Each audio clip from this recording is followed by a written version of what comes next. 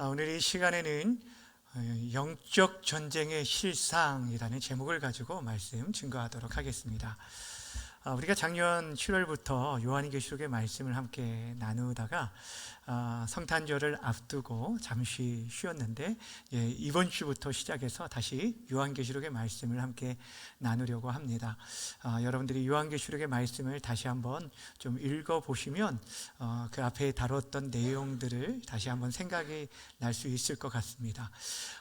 먼저 좀 전체적인 그림을 그려드린다면 요한계시록의 총 22장으로 이루어져 있는데 1장부터 3장까지는 사도 요한이 본 환상, 즉 예수님에 대한 환상을 보게 되고 소아시아 7교회에 보내진 편지가 1장부터 3장까지 내용입니다.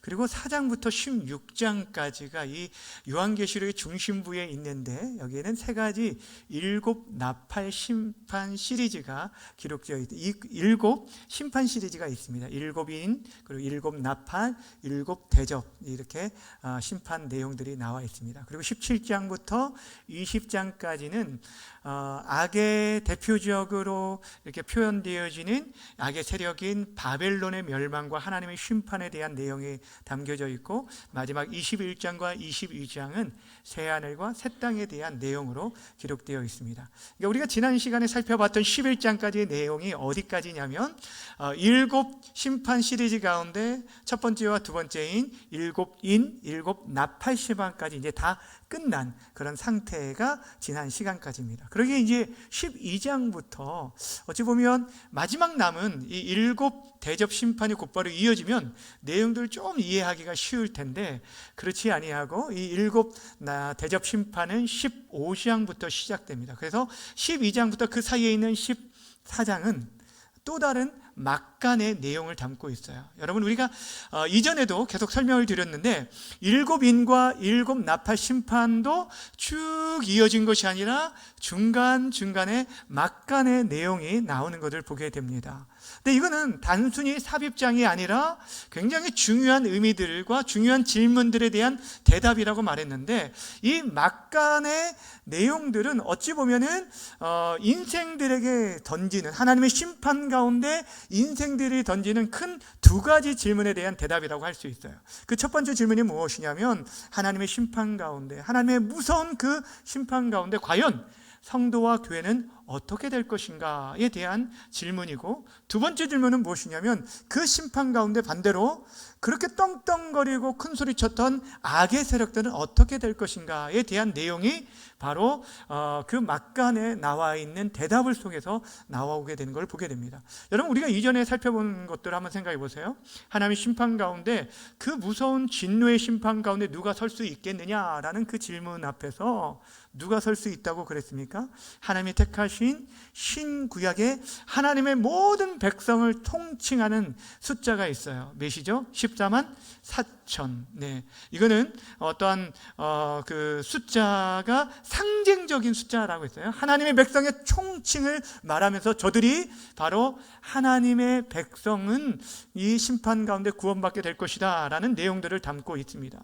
근데 이 하나님의 심판 가운데 회개하지 않는 자들이 있었는데 성도된 교회에 하나님께서 두루마리를 먹이시고 다시금 예언해야 한다라고 하시면서 그들이 예언하면 나아갈 때 많은 사람들이 돌이켜 돌아오는 그런 회개의 역사를 기록해 주었습니다. 무엇이냐면 심판 가운데서도 여전히 하나님의 구원 계획은 계속되고 있음을 우리에게 보여주었습니다. 그리고 이제 오늘부터 살펴볼 12장부터 14장은 두 번째 질문인 심판 가운데 악의 세력들은 어떻게 될 것인가에 대한 그 질문의 답이라고 생각하시면 될 거예요.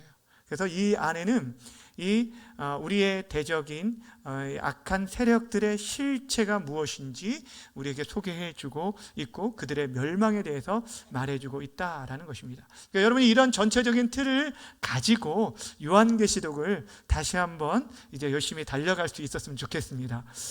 예. 아멘. 설명해 주니까 더 어려워하시는 것 같아서 제가 오늘 본문을 통해서는 영적 전쟁의 실상에 대해서 나누려고 합니다. 우리 제목인데 함께 따라합시다. 영적 전쟁의 실상. 다시 한번요. 영적 전쟁의 실상. 이 실상을 알아보기 위해서는 먼저 영적 전쟁에 뭔가를 생각을 해봐야 돼요. 영적 전쟁이라는 것은 사전적인 의미가 뭐라고 하냐면 죄와 사망이 장악하는 세상에 살고 있는 성도들이 매일 겪게 되는 거룩한 전쟁, 이것이 성경사전에 나와 있는 영적 전쟁의 정의입니다. 그러니까 우리가 보이지 않지만 매일 우리 믿는 자들은 지금도 이 죄와 사망의 권세와 싸우고 있다라고 말하고 있는 것이에요. 그런데도 불구하고 우리 그리스도인들 가운데서도 영적 전쟁이라는 얘기를 하게 되면 큰 극단적인 두 가지 반응을 보이는 사람들이 있습니다. 첫 번째는 아니 21세기에 무슨 영적 전쟁이라는 얘기를 합니까? 그러면서 아예 이 영적 전쟁에 대한 사실을 부인하고 아예 무시하는 사람들이 있어요. 또 한편에서는 영적 전쟁이라고 말하면서 사단과 마귀에 대한 얘기를 하면 굉장히 막연한 두려움 가운데 무서워하는 사람들도 있다라는 거예요. 근데 이 둘 다 잘못된 태도입니다. 근데 중요한 것은 무엇이냐면 우리가 예수를 주로 고백하고 믿고 그리스도인이 된 순간 우리는 자동적으로 이 영적 전쟁에 참여하게 된다라는 거예요. 내가 원하든 원하지 않든, 내가 인식하든 인식하지 않든 우리 모두는 보이지 않는 영적 전쟁 가운데 처해 있다라는 거예요. 사랑하는 여러분, 우리가 살아가면서 보면 눈에 보이는 그 현상만 집중할 수 없는 것은 보이는 것이 다가 아니고 또 보이지 않는 일의 결과로 보이는 현상이 나타날 때가 많기 때문입니다.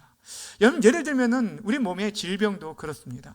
여러분, 눈에 이렇게 드러나는 어떤 외상이 드러날 때 그 겉으로 보여지는 것들을 완화시키고 그들을 치료했다고 해서 다 낫는 것이 아닌 것은 보이지 않는 그 몸 안에 있는 이 병을 일으킨 원인을 치료해야만 진정으로 낫게 되는 거예요. 그냥 단순히 어떤 이게 그 겉으로 드러난 것만 치료한다고 다 되어지는 것이 아니라는 거예요. 마찬가지로 우리가 영적인 존재인 하나님의 사람, 특별히 그리스도인들이 이 땅에 살아가면서 승리하는 삶을 살기 위해서는 실제 보이지 않는 이 영적 전쟁을 잘 감당해야 돼요.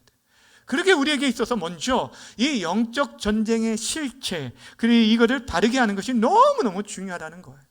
오늘 본문을 통해서는 우리가 크게 우리의 영적 전쟁의 대상이 누구인지, 누구와 누구와의 전쟁인지를 먼저 생각하고, 그리고 우리의 대적의 실체가 어떠한지를 파악한 다음에, 그리고 우리가 이 영적 전쟁에서 승리하기 위해서 무엇으로 무장해야 하는지, 이 세 가지를 내용을 함께 다루려고 합니다. 첫 번째, 우리 이 영적 전쟁은 누구와 누구의 전쟁인가? 결론부터 말씀드리면 하나님의 백성인 교회와 악의 영인 사단과의 전쟁이 바로 영적 전쟁이라는 거예요. 근데 오늘 본문에서는 하나님의 백성과 악의 영의 실체를 뭘로 소개하고 있냐면 여자와 용으로 소개해주고 있습니다. 1절 말씀 함께 읽겠습니다. 시작. 하늘에 큰 이적이 보이니 해를 옷 입은 한 여자가 있는데 그 발 아래는 달이 있고 그 머리에는 12별의 관이 있더라. 아멘. 요한이 눈을 들어서 하늘 환상을 보는데 가운데 큰 표적을 보았어요. 한 여자를 보았는데 해를 옷 입고 있다. 옷을 입고 있는, 해를 옷 입고 있다. 근데 이 여자는 어떤 거냐면 바로 신구약의 하나님의 백성된 교회를 나타내는 것입니다. 근데 그가 해를 옷 입고 있어요. 그 발에는 달이 있고 그 머리에는 12별로 되어 있는 관을 쓰고 있다라는 것인데, 이루 말할 수 없는 굉장히 큰 영광을 소유하고 있는 그런 모습을 보여주고 있는데, 이것이 바로 교회의 모습이라는 거예요. 교회가 얼마나 존귀하고 영광스러운지. 근데 여러분, 왜 이 여인을 이런 영광스러운 모습으로 표현하고 있냐면 이 여인의 뱃속에 아이를 품고 있기 때문이에요. 여러분, 교회가 정말 영광스러운 존재가 되어진 것은 다른 것이 아니에요. 이 여인이 품고 있는 아이인 예수 그리스도를 품고 있기 때문에 교회가 존귀한 거예요. 중요한 것은 바로 이 아이의 뱃속에, 이 여자의 뱃속에 있는 아이가 누구를 가리키냐는 건데, 이 아이가 바로 예수 그리스도를 나타낸다는 거예요. 5절 말씀 보겠습니다. 이에 장차 철장으로 만국을 다스릴 남자라 그 아이를 하나님 앞과 그 보좌 앞으로 올려가더라. 여기 보면 장차 철장으로 만국을 다스릴 남자라고 하면서 여자가 낳은 아들을 소개해주고 있는데, 이것은 이미 시편 2편에서 메시아에 대한 예언의 말씀 가운데 있었던 말씀이에요. 하나님의 아들이 하나님을 대적하는 모든 이방 세력들을 자신이 가지고 있는 철장으로 질그릇같이 다 모든 것들을 깨트릴 것이다. 그리고 그 땅을 다스릴 것이다 라는 말씀이 있습니다. 그러니까 지금 이 아이는, 여인이 낳은 이 아이는 어떤 자냐면 구약에서 오랫동안 예언되었던 메시아 그리스도, 즉 예수님을 나타낸다라는 것입니다. 그런데 이 여인이 해산할 때 얼마나 큰 진통을 하는지 부르짖게 되었다라고 말하는 것은 메시아가 오기까지 정말 메시아를 고대하고 사모하며 언제 오실지 우리의 구원자를 기다리는 그 이스라엘 백성들의 고통과 아픔들, 그들의 어려움들을 소개해주고 있는 것입니다. 중요한 것은 이 본문에서 나오는 여자는 누구를 가리킨다고요? 하나님의 백성된 교회를 가리키고, 그가 낳은 아들은 누구라고요? 바로 예수 그리스도를 나타난다라는 거예요. 근데 이 여자와 아이를 대적하는 그런 대상이 등장하게 됩니다. 그가 누구냐면 3절에 나오는 용인데, 어떻게 묘사되어 있는지 3절 말씀 함께 읽겠습니다. 시작. 하늘에 또 다른 이적이 보이니 머리가 7이요 뿔이 10이라 그 여러 머리에 7 왕관이 있는데. 아멘. 자, 여기 나오는 큰 붉은 용이 바로 사탄을 의미합니다. 이 용의 머리가 7이에요. 뿔이 10개고 그 머리에 7 왕관을 쓰고 있다라고 얘기했는데, 여러분 히브리 사람들이 7이라는 숫자는 완전 숫자라고 했어요. 완전 숫자. 그렇다면 7머리라는 것은 완전한 주권을 상징하는 거예요. 주권을 가지고 있다. 그리고 뿔은, 동물에게 있어서 뿔은 무엇을 상징합니까? 힘, 능력을 상징하잖아요. 근데 10뿔이라는 것은 어떤 것을 말합니까? 그런 충만한 힘을 가지고 있고, 또 왕관 또한 왕권을 말하는 거예요. 권능을 말하는 거예요. 완전한 권능을 가졌다. 자, 그렇다면 사실 여러분, 근데 이런 영광스러운 모습은 누구에게만 올려드려야 하는 거냐면 바로 하나님, 전능하신 하나님께만 올려질 수 있는 그런 영광의 표현이에요. 근데 지금 오늘 본문에는 누가 그런 모습을 하고 있다고요? 큰 붉은 용, 사탄이 그런 모습을 하고 있다라는 거예요. 이건 무엇을 말하고 있냐면, 여러분, 사탄은 언제나 누구를 흉내내냐면 하나님과 같이 되고 싶어서 하나님을 흉내내고 하나님을 가장하고 모방하여서 사람들을 미혹하는 자라는 것을 우리에게 말해주고 있습니다. 여러분, 이 용에 대한 실체를 오늘 성경 9절이 이렇게 자세하게 소개해주고 있어요. 9절 말씀 함께 읽어볼까요? 시작. 큰 용이 내쫓기니 옛뱀 곧 마귀라고도 하고 사탄이라고도 하고 온 천하를 꾀하는 자라. 그가 땅으로 내쫓기니 그의 사자들도 그와 함께 내쫓기니라. 아멘. 자, 큰 용이 누구인지 정확하게 말해주고 있죠. 근데 여기 4가지로 소개해주고 있어요. 옛 뱀이다, 그리고 마귀, 사탄, 그 다음에 온 천하를 꾀하는 자, 이렇게 소개하고 있습니다. 옛 뱀이라는 것은 에덴 동산에서 첫사람 아담과 하와를 꾀했던 그런 간교한 뱀을 생각하면 되시고, 또한 이 마귀라는 것은 여러분, 이 마귀라는 뜻은 무엇이냐면 둘 사이에 끼어들어 갈라지게 만드는 자, 그러니까 하나님과 우리 사이를 이간질해서 갈라놓게 하는 자, 그 10절에서는 그래서 참소하는 자라고 소개하고 있습니다. 디아블로스라는 이 헬라어 뜻이 바로 그런 뜻이에요.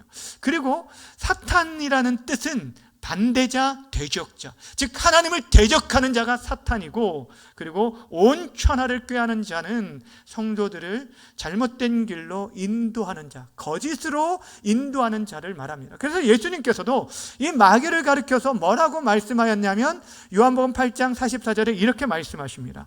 그는 처음부터 살인한 자요, 진리가 그 속에 없으므로 진리에 서지 못하고 거짓을 말할 때마다 제 것으로 말하나니 이는 그가 거짓말장이요 거짓의 아비가 되었습니다. 자, 지금 무엇을 말하냐면 이처럼 하나님의 백성된 교회를 공격하는 대상은 어떤 존재냐면 바로 용의 정체는 미혹하는 자고 참소하는 자고 대적하는 자이고 우리를 거짓으로 우리를 미혹하는 자다. 즉 사탄 마귀가 우리를 공격하는 그런 자다라는 것을 말해주고 있어요. 근데 원래 이 용이 1차적인 공격 대상이 사탄이 1차적인 공격 대상은 여자가 아니라 여자가 낳은 아이였습니다. 4절 후반절에 보세요. 용이 해산하려는 여자 앞에서 그가 해산하면 그 아이를 어떻게 하려고 했다고요? 삼키고자 하니, 삼키고자 했다라고 말합니다. 태어나자마자 그를 삼키려고 준비하고 있었어요. 그렇다면 여러분 생각 한번 해봅시다. 왜 사탄은 이 메시아의 탄생을 두려워했을까요? 이 메시아의 탄생을 어떻게든 막으려고 했던 이유가 무엇이었을까요? 예수님께서, 즉 메시아가 오셔서 행하실 일 중에 하나가 무엇이냐면 마귀의 일을 멸하는 것이에요. 요한일서 3장 8절 말씀을 함께 읽겠습니다. 시작. 죄를 짓는 자는 마귀에게 속하나니 마귀는 처음부터 범죄함이라. 하나님의 아들이 나타나신 것은 뭐 하라고요? 마귀의 일을 멸하려 하심이라 라고 말하고 있습니다. 예수님이 이 땅에 오신 목적이 바로 그 중에 하나가 우리를 구원하시기인데, 우리를 구원하시기는 방법 가운데 하나가 뭐냐면 이 악한 세력을 멸하는 일이었다라는 것입니다. 그러게 사단은 구약 시대부터 정말 줄기차게 메시아의 탄생, 구원자의 탄생을 방해하려 했던 것을 보게 됩니다.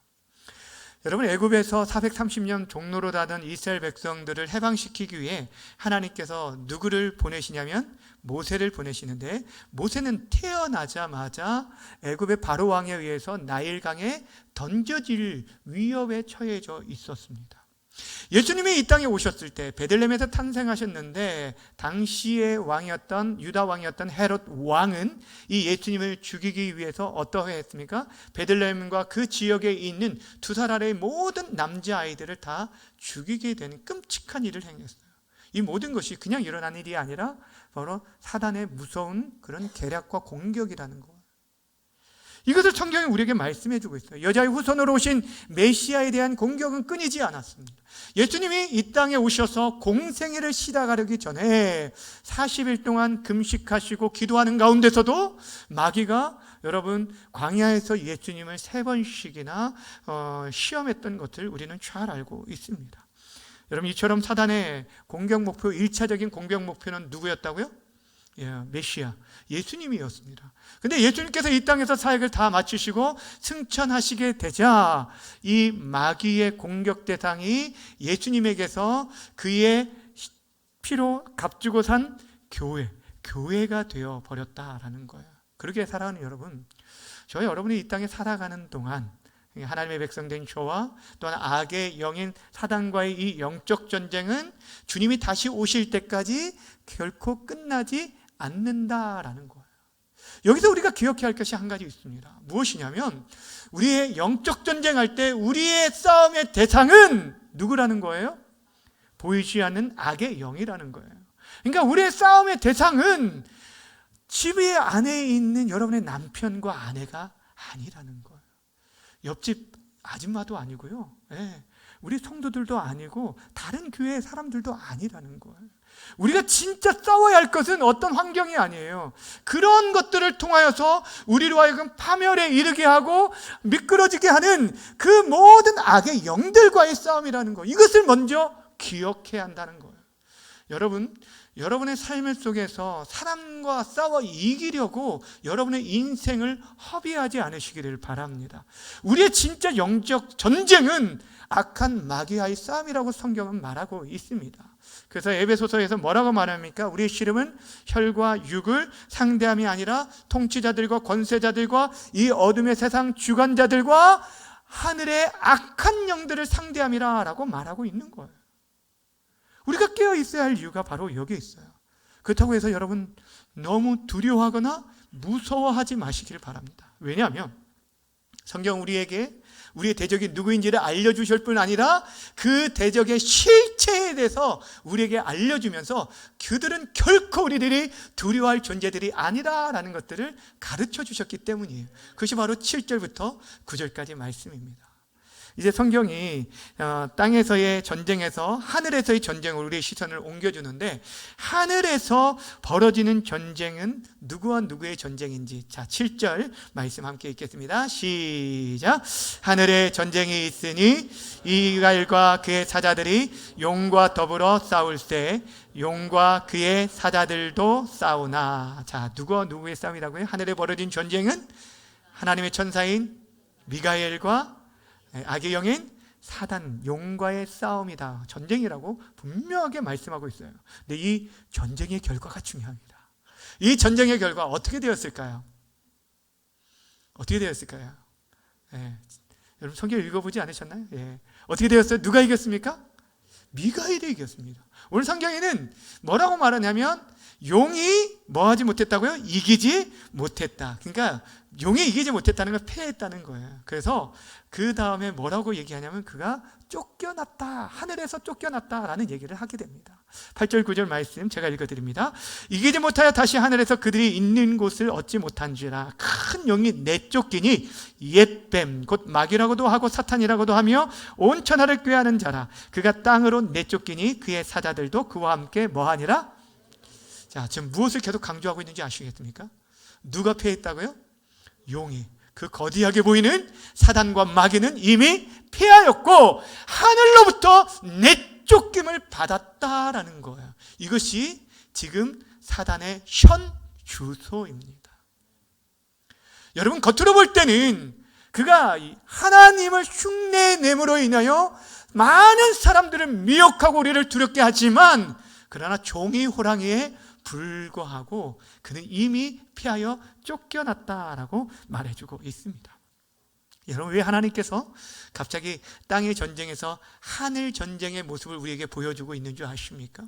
우리가 이 영적 전쟁을 감당하는 데 있어서 반드시 기억해야 할 사실이 바로 이것이라는 거예요. 우리의 대적 마귀는 이미 패하여졌다. 땅으로 쫓김받은 자이다. 그러니 두려워하지 말라라고 우리에게 말씀해 주고 있는 것입니다. 여러분, 미가엘과 그의 사자들의 승리는 곧 그의 참 지휘관 되신 예수 그리스도의 승리입니다. 여러분, 그 승리가 바로 우리의 승리임을 믿으시길 바랍니다. 왜 이것이 중요하냐면 이 승리는 궁극적으로 창세기 처음에서부터 3장 15절에 나오는 원시 복음의 성취이기 때문이에요. 창세기 3장 15절 보면 내가 너로 여자와 원수가 되게 하고 내 후손도 여자와 후손과 원수가 되게 하리니 여자의 후손은 내 머리를 상하게 할 것이요 너는 그의 발꿈치를 상하게 할 것이니라 라고 말해주고 있어요.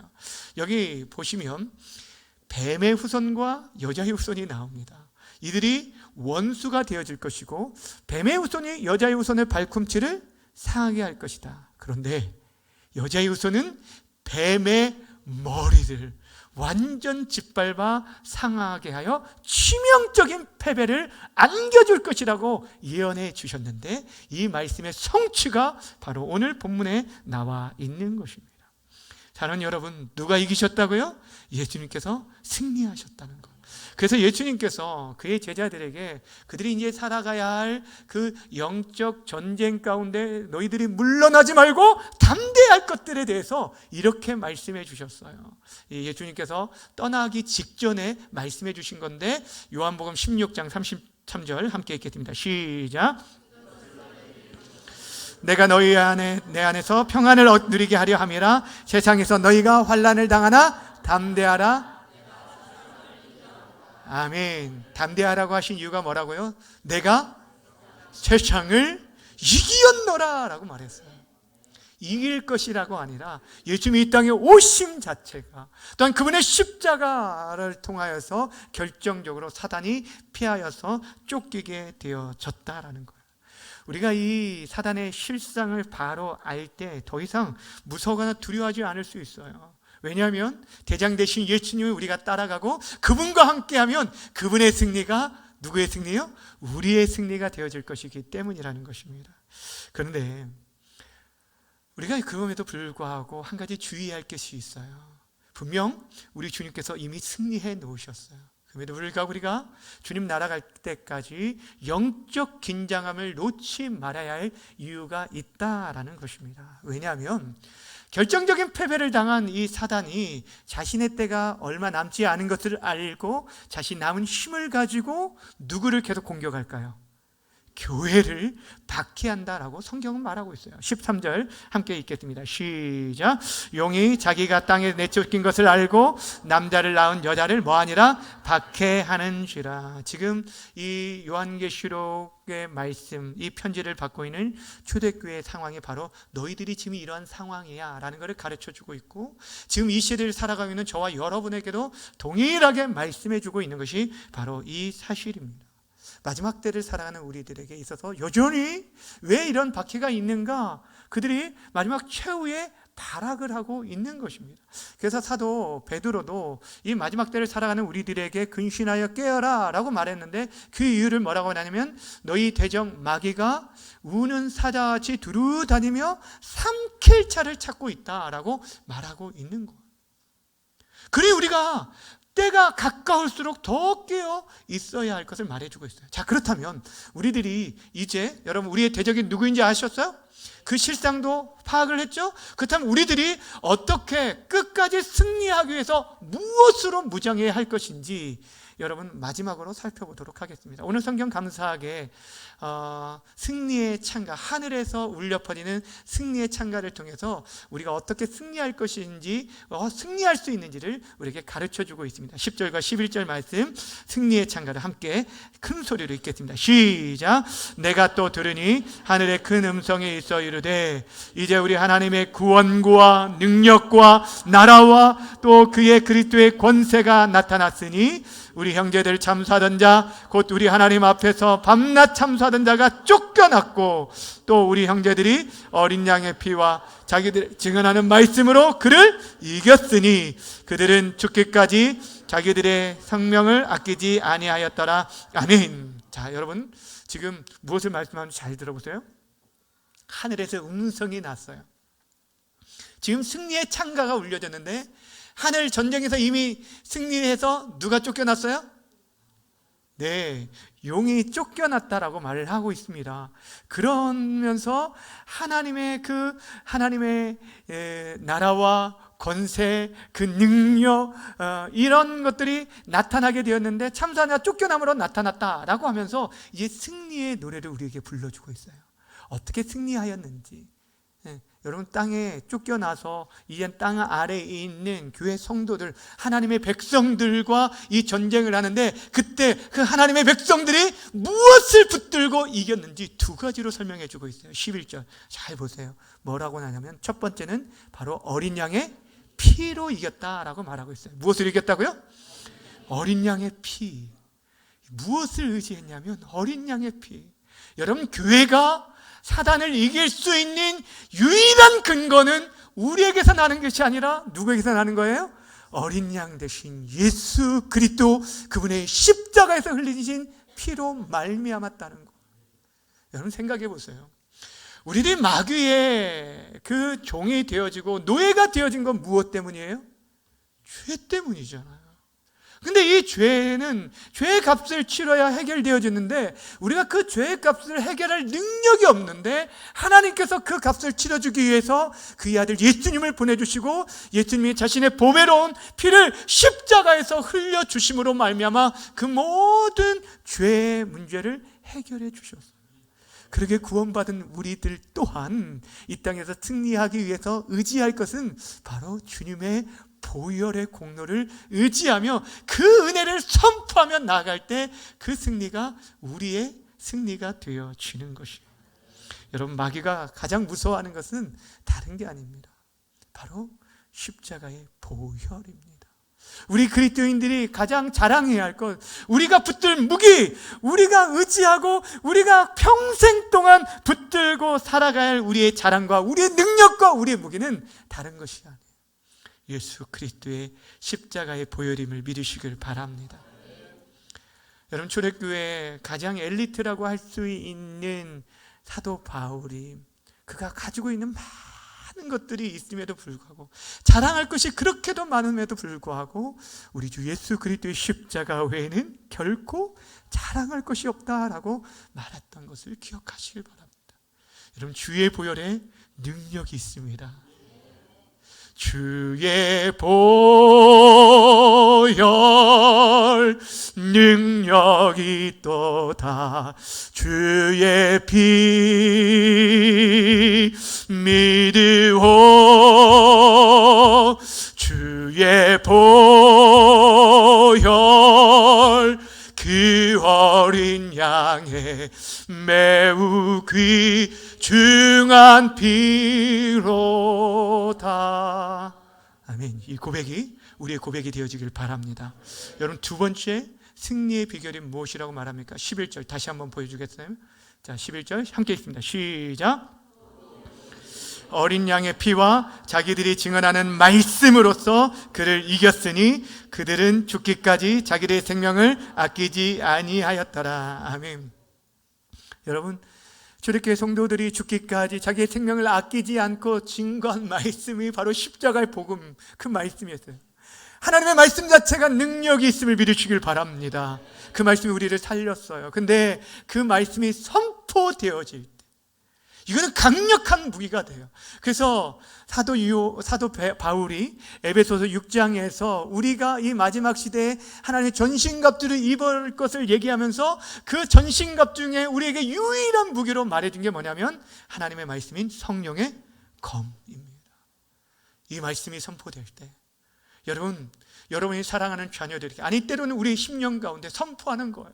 여러분, 마음에 낙심될 때 하나님의 말씀으로 우리의 심령 가운데 선포하는 거예요. 그때 우리의 영혼이 살아나게 되어지는 것이고, 여러분, 악한 마귀 사탄이 떠나가는 역사가 있게 되어지는 거예요.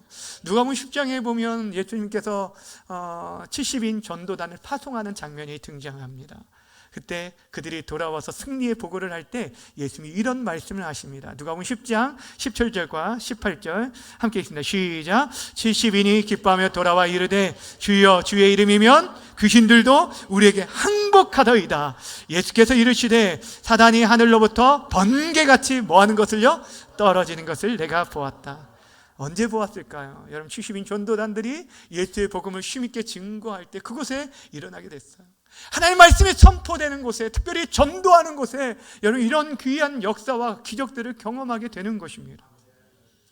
여러분, 전도하러 나갈 때 사실 쉬운가요? 안 나가서 몰라죠. 안 나가봐서 모르죠. 여러분, 나가보면 어떻습니까? 쉽지 않아요. 사실 두렵기도 하고 많이 걱정도 되고 그렇습니다. 때로는 여러분, 나가기 싫을 때도 있어요. 앞에 있는 목사가 때로는 그래요. 근데 막상 나가면 어떤지 아십니까? 내가 없는 힘을 하나님께서 허락해 주셔요. 예수의 이름을 증거하는 순간 그분의 능력이 나에게 임하고, 그 이름을 선포하는 동안 그 땅에 하나님의 나라가 되어짐으로 인해서 여러분, 얼마나 큰 힘을 얻게 되는지 모릅니다. 나가본 분들은 아마 경험해 보셔서 알 거예요. 여러분, 그의 이름에 능력이 있습니다. 하나님의 말씀에 능력이 있어요. 이 마지막 시대에 우리가 살아갑니다. 여러분, 거대한 세속화의 물결 속에서 교회들이 무너져가고 있어요.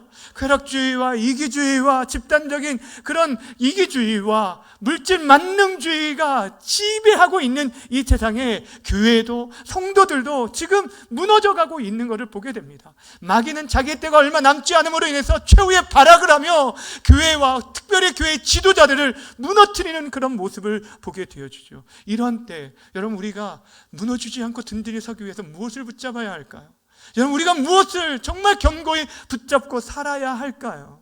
여러분, 교회가 든든히 세워가기 위해서 어떠한 세련되고 화려한 찬양단을 구성하거나, 또한 정말 분위기 있는 교회의 카페를 만들거나, 여러 사람들이 흥미를 느낄 만한 여러 동아리와 모임들을 만드는 것, 여러분, 이런 것들로 되는 게 아니에요. 그것이 필요 없다는 게 아니에요. 필요 있으면 너무 좋죠.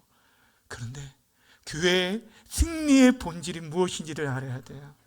우리가 승리할 수 있는 본질은 다른 거에 있지 않다고 성경은 말하고 있습니다. 마지막 때가 가까우면 가까울수록 마귀의 그 공격이 심하면 심할수록 여러분과 저가 붙잡아야 할 것은 오직 예수 그리스도의 십자가와 그분의 말씀임을 믿으시길 바랍니다. 그럴 때만이 승리할 수 있어요.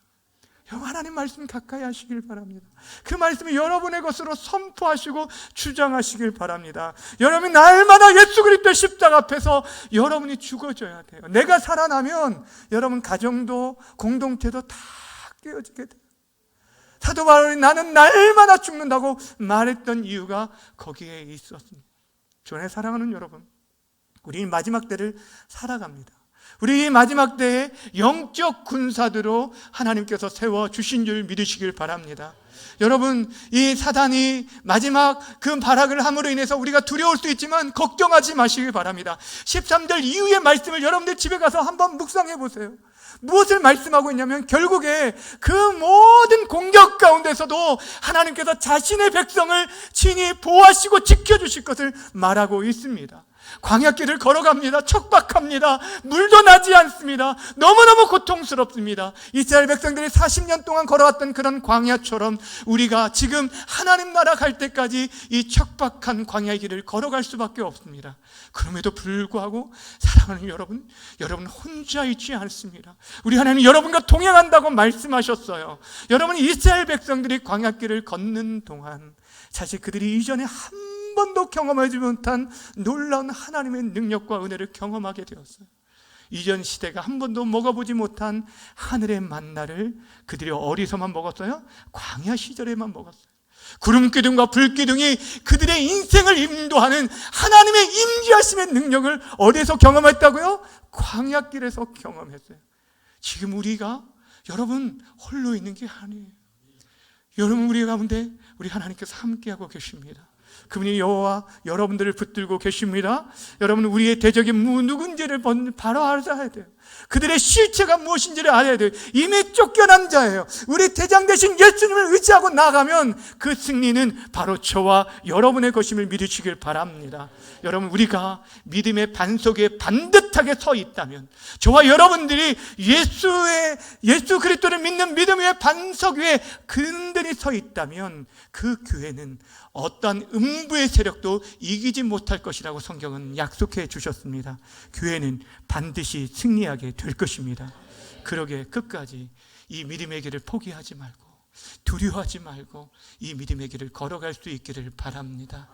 예수 그리스도의 십자가와 그분의 말씀으로 잘 무장되어서 이 마지막 시대에 우리가 거룩한 하나님의 군사들로 아름답게 쓰임받는 우리 모두가 되어져서 매 주마다 여러분의 주일을 이 시간에만 아멘 할렐루야 외치는 것이 아니라 여러분들의 삶의 현장 속에서 하나님의 승리케 하심을 경험하고 돌아와서 이곳에서 정말 심찬 할렐루야의 찬양을 올려드릴 수 있는 우리 모두가 되어지길 주님의 이름으로 간절히 축원합니다.